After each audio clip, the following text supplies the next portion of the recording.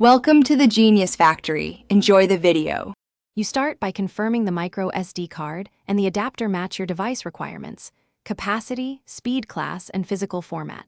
Once done, power down the host or ensure the port supports hot swap. This prevents data corruption. Next, hold the adapter with contacts facing down and align the micro SD's notch to the adapter slot. Slide the card straight in until you feel a light click.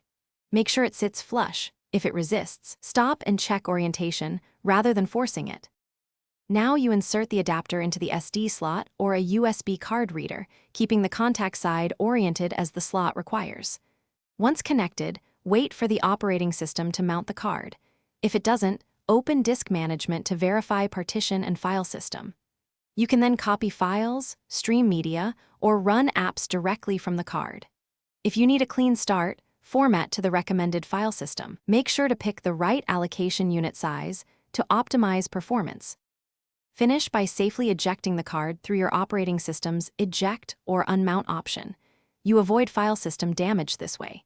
If the card isn't recognized, first reinsert and try a different adapter or USB reader, then test the micro SD directly in another device to isolate the fault.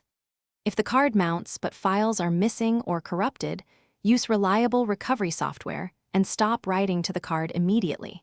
And if physical damage is suspected, consider professional data recovery rather than continued DIY attempts.